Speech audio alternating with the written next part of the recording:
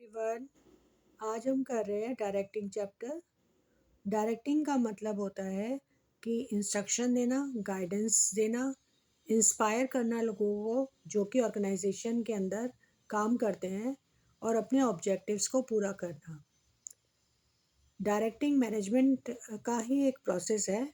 जैसे प्लानिंग एक प्रोसेस का पार्ट है, ऑर्गेनाइजिंग है, उसी तरह से डायरेक्टिंग भी एक पार्ट है। इसका काम होता है कि इंश्योर करना कि सारे लोग जो ऑर्गेनाइजेशन के हैं वो एफिशिएंटली और इफ़ेक्टिवली अपने काम को करते हैं। जैसे कि एक टीचर है, वो डायरेक्शन देता है अपने स्टूडेंट्स को कि वो अपने असाइनमेंट्स को कंप्लीट कैसे करें। नेक्स्ट टॉपिक हम पढ़ते हैं features of directing. Directing initiate action. इसका मतलब है कि डायरेक्टिंग जो होता है वो की मैनेजरियल फंक्शन होता है और हर मैनेजर इस एक्ट को परफॉर्म करता है। Planning, organising, staffing and controlling भी इसके पार्ट होते हैं, लेकिन डायरेक्टिंग ये अलग चीज़ है जो कि वन ऑफ द पार्ट है मैनेजमेंट का। यानी कि हम कह सकते हैं ये भी एक फंक्शन है मैनेजमेंट का जो कि हमें इनिशिएट करता है एक्शन लेने के लिए। Directing takes place at every level of management. सारे लेवल्स में डायरेक्टिंग का यूज़ होता है, चाहे सुपीरियर सबॉर्डिनेट का रिलेशन हो या टॉप मिडिल लोअर का हो, हर जगह डायरेक्टिंग का यूज़ होता है। डायरेक्टिंग जो है वो एक कंटिन्यूस प्रोसेस है, हमेशा चलता रहता है, ये कभी ख़त्म नहीं होता। Directing flows from top to bottom. Directing जो होता है सबसे पहले टॉप मैनेजमेंट स्टार्ट करता है देना, और डायरेक्शन देने के बाद ये फ्लो जो है वो बॉटम ऑर्गेनाइजेशनल हायरार्की में चला जाता है। इसी तरह से एवरी मैनेजर जो होता है वो अपने इमीडिएट सबऑर्डिनेट को डायरेक्शन देता है, इंस्ट्रक्शंस देता है।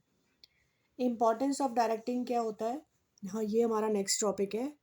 डायरेक्टिंग जो है वो एक की एलिमेंट है मैनेजमेंट प्रोसेस का, जो कि इंटीग्रेट करता है, लोगों को मिलाता है जिससे कि कॉमन ऑब्जेक्टिव पूरे हो सके। इसके बेनिफिट ये होते हैं कि डायरेक्शन देने से जो ह्यूमन बींग्स होते हैं वो अपना एक्शन प्लान जो है इमीडिएटली स्टार्ट कर देते हैं। सो क्या होता है कि जो एम्प्लॉयज़ है वो काम की तरफ जो है अपना पूरा अटेंटिव हो जाते हैं और अपने प्री डिटरमाइंड गोल को पूरा करने लगते हैं, क्योंकि जो जो सुपरवाइज़र होता है वो उनको प्रॉपरली गाइड कर देता है और सबॉर्डिनेट जो है उनकी हेल्प से अपना काम शुरू कर देते हैं। सेकंड पॉइंट है integrate employ effort. Directing help करता है इंटीग्रेट करना एम्प्लॉयज़ के ग्रुप गोल्स को और ऑर्गेनाइजेशनल के ऑब्जेक्टिव को। ये इंटीग्रेट करता है सारे एफर्ट्स को गाइडिंग से, काउंसलिंग से और सुपरविजन से। और सारे मैनेजर जो होते हैं वो अच्छे लीडरशिप स्किल्स वाले होते हैं, तो वो अपने एम्प्लॉयज़ को प्रॉपरली कन्विंस भी टाइम टू टाइम करते रहते हैं। इसके बाद है elements of directing. First element होता है सुपरविजन। सुपर और विजन का मतलब होता है ओवर एंड अबव, यानी कि इसका मतलब है art of seeing object. Supervision means overseeing people at work to ensure that they are working in an efficient manner. Supervision में इंस्ट्रक्शन, ऑब्जर्वेशन, मॉनिटरिंग और गाइडिंग भी होता है। और सुपरवाइज़र जो होता है वो एक पर्सन होता है जो सारी एक्टिविटीज़ को कंडक्ट कराता है लोअर लेवल में। सुपरविजन भी एक एलिमेंट है डायरेक्टिंग का, और इसके अंदर भी सारे वही फंक्शन परफॉर्म होते हैं। सुपरविजन का ये फ़ायदा होता है, इम्पॉर्टेंस ये होती है कि सुपरवाइज़र जो होता है वो एक फ्रेंडली रिलेशन मेंटेन करता है, लिंक होता है वर्कर्स और मैनेजमेंट के बीच में, हारमोनियस रिलेशन करता है, इंश्योर करता है परफॉर्मेंस का, और ऑन द जॉब ट्रेनिंग लोगों को करवाता है, इन्फ्लुएंस करता है वर्कर्स को, और बार बार वो फीडबैक देता है टॉप लेवल को, और डेवलप करता है वर्किंग स्किल्स को। तो ये सारी काम की वजह से सुपरविजन की बड़ी इम्पोर्टेंस है। सुपरविजन जो है, सुपर और विजन दो वर्ड से मिलके बना होता है, इसका मतलब होता है ओवर एंड अबव। और मैं आपको अभी मैंने बताया है कि इसमें इंस्ट्रक्शन, ऑब्जर्वेशन, मॉनिटरिंग, गाइडिंग सब होता है। इम्पॉर्टेंस सुपरविजन की ये होती है कि फ्रेंडली रिलेशन रखते हैं, लिंकिंग पिन होते हैं, और ग्रुप को यूनाइट करके रहते हैं, मोटिवेट करते हैं, टाइम टू टाइम इन्फ्लुएंस करते हैं वर्कर्स को, और लास्ट में फीडबैक भी देते हैं। नेक्स्ट हमारा टॉपिक है मोटिवेशन। मोटिवेशन जो वर्ड है वो ड्राइव हुआ है मोटिव वर्ड से, जिसका मतलब होता है needs, desire, wants with an individual.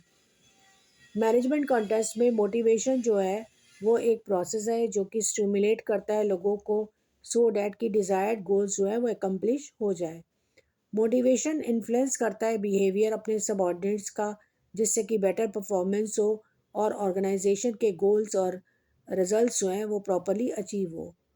Motivator जो होता है वो एक पर्सन होता है और वो मोटिवेट करता है एम्प्लॉयज़ को। मैनेजर जो होता है वो मोटिवेटर होता है, क्योंकि वो पे, bonus, promotion, recognition, praise, responsibility सभी कुछ करते हैं ऑर्गेनाइजेशन में, साथ में अपना कंट्रीब्यूशन देते हैं और इन्फ्लुएंस करते हैं लोगों को। फीचर्स मोटिवेशन ये होता है कि मोटिवेशन एक इंटरनल फीलिंग होती है और ये एक गोल डायरेक्टेड बिहेवियर को डेवलप करती है। मोटिवेशन जो होता है पॉजिटिव और नेगेटिव दोनों होता है, और मोटिवेशन एक कॉम्प्लेक्स प्रोसेस होता है क्योंकि ये जो है ह्यूमन बिहेवियर के ऊपर बेस्ड होता है। इसके बाद जो मोटिवेशन है उसकी इम्पोर्टेंस इसलिए है क्योंकि ये एम्प्लॉय की जो परफॉर्मेंस है उसको बढ़ा देता है, एम्प्लॉय के अंदर एक पॉजिटिव एटीट्यूड डेवलप कर देता है, और इससे एम्प्लॉय जो है काम छोड़ के कम जाते हैं और उनका जो एम्प्लॉय टर्नओवर है वो कम हो जाता है। इससे रिडक्शन हो जाती है एम्प्लॉय एब्सेंटिज्म में, और इससे लोग जो हैं एक्सेप्ट करते हैं अपने काम को। इसके बाद हमारा टॉपिक आता है मैस्लो हायरार्की नीड। इसके लिए मैंने आपके लिए एक अलग वीडियो बनाया है, सेपरेट टॉपिक है, इम्पॉर्टेंट बहुत ज़्यादा है, तो इसको आपने सेपरेट वीडियो देखकर उसकी स्टडी करना है। फाइनेंशियल एंड नॉन इंसेंटिव जो है वो बहुत इम्पॉर्टेंट टॉपिक है। इसका मैंने एक अनदर वीडियो जो है वो बनाया हुआ है जो कि हमारे डायरेक्टिंग चैप्टर के अंदर ही है। अब मैं आपको थोड़ा ब्रीफ कर देती हूँ लीडरशिप को।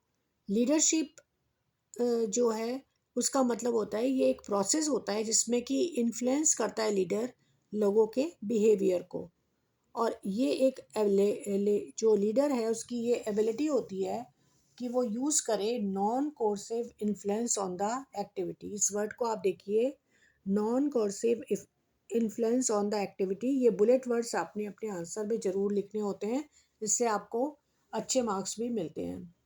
फीचर्स ऑफ लीडरशिप है कि ये एक प्रोसेस है लोगों को इन्फ्लुएंस करने का, और लीडरशिप हमेशा ट्राई करता है कि लोगों के बिहेवियर जो कि अगर चेंज है तो वो पॉजिटिव डायरेक्शन में ही हो और ऑर्गेनाइजेशन के लिए बेनिफिशियल हो। लीडरशिप इंडिकेट करता है इंटरपर्सनल रिलेशंस को, और लीडरशिप हमेशा कॉमन गोल्स को भी अचीव कराता है, और ये एक कॉन्टिन्यूस प्रोसेस होता है। नेक्स्ट है इम्पॉर्टेंस ऑफ लीडरशिप, यानी इसकी इम्पॉर्टेंस क्यों है, क्योंकि ये इन्फ्लुएंस करता है बिहेवियर को, ये पर्सनल रिलेशन अच्छे मेंटेन करता है, ये इंट्रोड्यूस कराता है कोई भी अगर चेंज है, और ये हमेशा कॉन्फ्लिक्ट्स को भी हैंडल कराता है। लीडर जो है हमेशा अपने सबऑर्डिनेट्स को ट्रेंड भी करता है। क्वालिटीज़ ऑफ ए लीडर आपके सिलेबस में नहीं है तो इसको मत करिए। नेक्स्ट है लीडरशिप स्टाइल्स, ऑटोक्रेटिक, पार्टिसिपेटिव और फ्री रियन। इसके लिए मैंने सेपरेट वीडियो बनाई हुई है, इसको आपने वहाँ से करना है, सेपरेट वीडियो से स्टडी करनी है क्योंकि इम्पॉर्टेंट टॉपिक है और इसके बहुत चांसेस हैं आने के। इसके बाद हमारा नेक्स्ट टॉपिक है कम्युनिकेशन। कम्युनिकेशन जो है वो डिराइव हुआ है लैटिन वर्ड से कम्युन्यूस से, जिसका मतलब होता है common, that is common understanding. Communication involve होता है म्यूचुअल अंडरस्टैंडिंग के लिए, ये हर लेवल में ज़रूरी होता है। बिना कम्युनिकेशन जो है आप जेस्चर करके किसी को सब कुछ नहीं समझा सकते, लेकिन जब आप बात करते हो चाहे वो वर्बल हो चाहे वो रिटर्न हो तो चीज़ें ज़्यादा क्लियर होती हैं। जॉर्ज टेरी के according communication is an exchange of fact, ideas, opinions और इमोशंस बाय टू और मोर पर्सन्स। लुइस ए एलन बताते हैं कि communication is the sum of all the things one person does when he wants to create understanding in the minds of others. It involves a systematic and continuous process of telling, listening, and understanding. Elements of communication process होता है, communication has a definite clear process, और ये इसके अंदर हमारे कुछ source आते हैं जैसे कि encoding, media, channel, receiver, decoding, noise और फीडबैक। तो सबसे पहले हम पढ़ते हैं एलिमेंट्स ऑफ कम्युनिकेशन प्रोसेस। सबसे पहले हमारा होता है सेंडर। सेंडर एक पर्सन होता है जो कन्वे करता है अपने थॉट को, आइडिया को रिसीवर को, और सेंडर रिप्रेजेंट करता है सोर्स ऑफ कम्युनिकेशन। वो एक ऐसा पर्सन है जो कि इनिशिएटिव लेता है कम्युनिकेशन में, और सेंडर जो है वो सुपीरियर भी हो सकता है, सबऑर्डिनेट भी हो सकता है, या कोई अलग पर्सन भी हो सकता है। नेक्स्ट है message. It refers to the subject matter of the communication which is to be transmitted, that is, content of ideas, feelings and suggestions. Next है हमारा encoding. Its purpose is to translate the thought of the sender into language that can be easily understood by the receiver of the message, such as words, pictures, symbols, gestures. ये सारा हमारा encoding में आता है. Next है हमारा media. It is the path through which encoded message is transmitted to the receiver. The channel may be written form, face to face, phone call, meeting, letter और internet या ईमेल. इसके बाद हम पढ़ते हैं डिकोडिंग. डिकोडिंग का मतलब होता है once the message is received, the receiver translate और decodes the message into the meaningful terms. Receiver होता है the person who receive the message is called the receiver. Feedback होता है रिस्पॉन्स, यानी कि हमें जिसने मैसेज भेजा है उसको हम जो रिप्लाई करते हैं वो हमारा होता है रिस्पॉन्स. नेक्स्ट है नॉइज़. नॉइज़ जो होता है वो कम्युनिकेशन के बीच में ऑब्स्ट्रक्शन पैदा करता है. कई बार हम देखते हैं कि हम कुछ बोल रहे हैं या कोई मैसेज सेंड कर रहे हैं तो उसके बीच में जो डिस्टर्बेंस आता है सेंडिंग के टाइम या रिसीविंग के टाइम, इसी को हम नॉइज़ कहते हैं. जैसे कि हम कभी बात कर रहे हैं किसी से तो अचानक से पुअर टेलीफोन कनेक्शन हो जाता है, या हमारा रिसीवर हमें ठीक तरह से नहीं सुनता, या एम्बिगुअस सिंबल्स यानी कि जो क्लियर सिंबल्स नहीं होते वो भी हमें डिस्टर्ब करते हैं. Faulty decoding, prejudice, obstructing the poor understanding of the message, कुछ भी हो सकता है. ये सारा हमारा नॉइज़ होता है. कई बार आप देखते हैं कि कोई बात कर रहा है बीच में कफिंग का साउंड आ जाता है, या हम बात कर रहे हैं कुछ बता रहे हैं किसी को, पीछे से ट्रक की आवाज़ आ जाती है, बस की आवाज़ आती है, कार की आवाज़ आती है, तो कोई भी नॉइज़ हो सकता है. तो नॉइज़